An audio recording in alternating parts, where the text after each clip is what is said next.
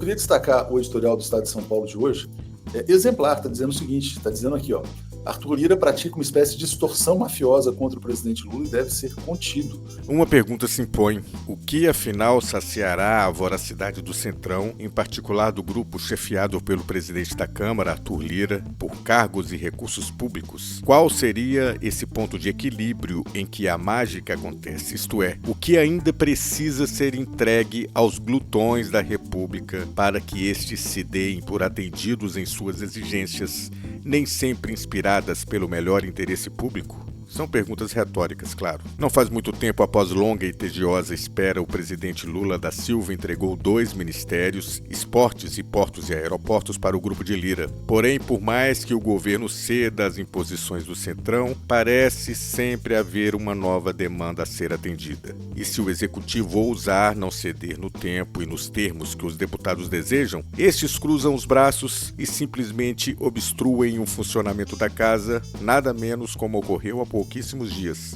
E que se dane o país. Eis o ponto central dessa barafunda. Formar uma base de apoio ao governo no Congresso é um problema exclusivo de Lula. Mas isso passa a ser um problema do país inteiro quando os impasses entre executivo e legislativo levam à paralisação da agenda legislativa até que os caprichos de uns e outros sejam acolhidos. Isso é inaceitável. O país agora parece ter entrado de vez no presidencialismo do esbregue, em que o governo é chantageado à luz do dia, sem qualquer constrangimento e com um grau de agressividade típico das máfias. Isso, obviamente, nada tem a ver com política.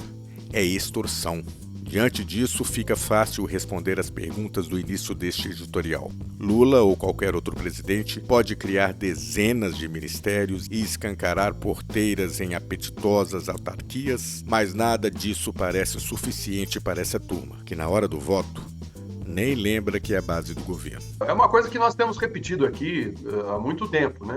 Porque o Arthur Lira é um personagem que chega à presidência da Câmara através de benesses do ex-presidente Bolsonaro, né? Que abriu o cofre e entregou para o Congresso praticamente o orçamento do país, tal orçamento secreto. Eles nadaram de braçada ali, porque o Bolsonaro tinha 2 objetivos para desgastar a nossa democracia: atacar o Congresso e o Supremo. Teve sucesso rápido com o Congresso, fazendo concessões aos parlamentares que eram chefiados e liderados pelo Arthur Lira, e depois ficou constantemente atacando o Supremo, que fez a resistência devida aos ataques à nossa democracia. E o Arthur Lira e o grupo que hoje está no Congresso se habituou com essas facilidades. Quando eles falam aí do espaço dos poderes, que cada um tem que ter os seus espaços determinados pela Constituição, né, é o caso de lembrar o Arthur Lira que ele foi eleito, ele e os deputados, para legislar e não para governar, como ele fez no governo Bolsonaro, com relação à economia do país. Ou seja, eles vão com uma volúpia, né, para atacar o cofre né, da rainha. E aí o Lula não quer ceder dessa maneira.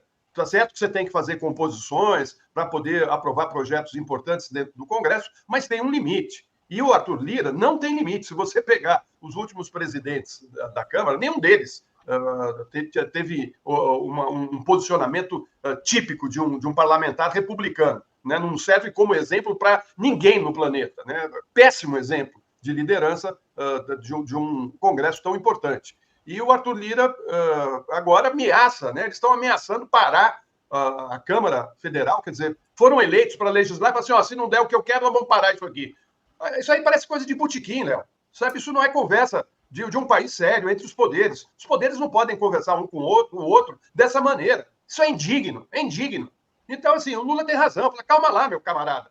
Ele quer um dos principais bancos do país e todos os cargos, né? O que ele quer com esse banco? Por que um parlamentar tem que controlar um banco público? Essa é a questão. E falta a indignação da população. A população não pode, o povo não pode ficar de braço cruzado, tem que ir para as ruas, tem que denunciar isso. Agora eles estão querendo até limitar o Supremo Tribunal e impor ao Supremo Tribunal uma avaliação das decisões do Supremo. É uma coisa assim, que não tem limite. Né? Você vê que a extrema-direita continua operando, né? Não mais no Executivo, mas dentro do Parlamento.